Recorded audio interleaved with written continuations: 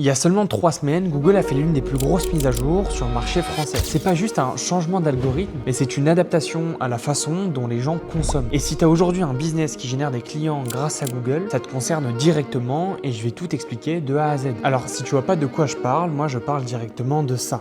De ce petit carré qui vient tout en haut de ta recherche Google. C'est ce qu'on appelle Google AI Overview ou en français aperçu IA. En gros, quand tu vas poser ta question dans Google ou ta requête, Google, avant même de te proposer des résultats ou des sites internet, va te faire un résumé de 2 ou 3 paragraphes avec certains sites qui sont cités dedans. Il vient en fait te résumer et te faciliter le travail. Pour t'expliquer comment il fait, il vient chercher dans les 10 ou 15 premiers sites qui se positionnent sur ta requête, sur ta question. Il les lit et il en fait un résumé. Donc les sites qui étaient hier les premiers dans Google ne sont plus la destination, mais ils sont devenus la matière première. Google va prendre ton contenu, va le reformuler et va l'afficher à ta place. Alors, tu te doutes que beaucoup crient au scandale. Mais je vais être honnête et si je fais un peu l'avocat du diable, de leur point de vue, c'est logique. Google s'est adapté à ce que les gens veulent. Tu poses une question, tu as la réponse directe. T'as pas 10 onglets, t'as pas 3 sites à comparer. C'est plus fluide, plus rapide et c'est mieux pour l'expérience utilisateur. Sauf que cette fluidité, cette rapidité, il y a quelqu'un qui la paye derrière. Et ceux qui la payent, c'est les sites internet. Pour te donner un peu de contexte, Google AI Overview existe aujourd'hui depuis pratiquement 2 ans à l'international. En France, cette fonctionnalité était bloquée parce que la presse faisait blocus. Parce que oui, si on réfléchit 2 secondes à leur modèle de rémunération, un média qui va produire un article a pour objectif de ranker niveau SEO pour que toi, tu puisses cliquer dessus. Quand tu cliques dessus, tu vas arriver sur son article et de part et d'autre de cet article-là, tu vas avoir quoi? Tu vas avoir des pubs. Et c'est comme ça que les médias transforment ton clic, ta navigation en rémunération. Sauf que si Google prend cet article-là, le récupère, le résume en haut de page de Google,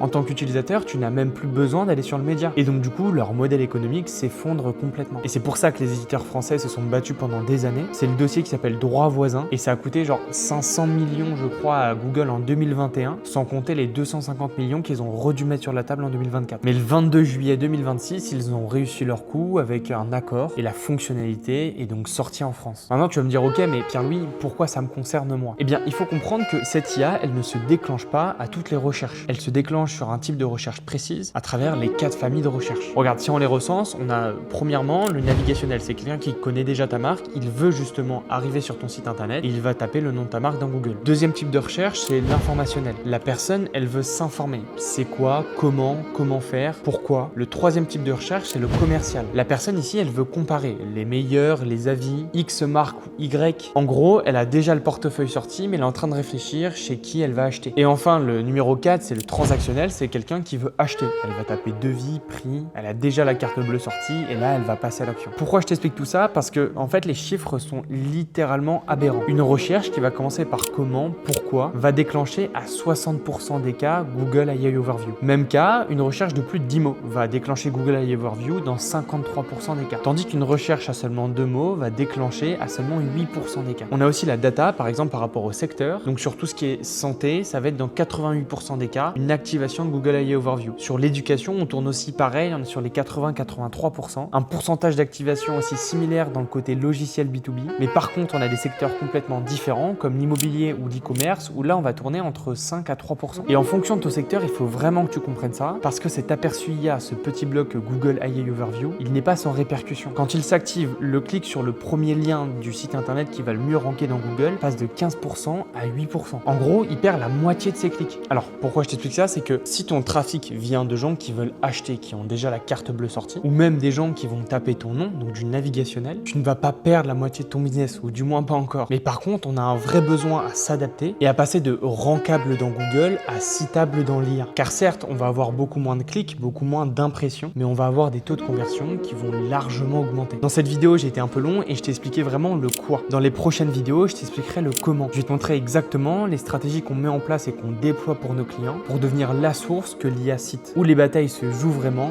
et où il faut que tu investisses parce que c'est pas seulement sur ton site internet. Alors si tu veux suivre la suite, abonne-toi et on regarde ça ensemble.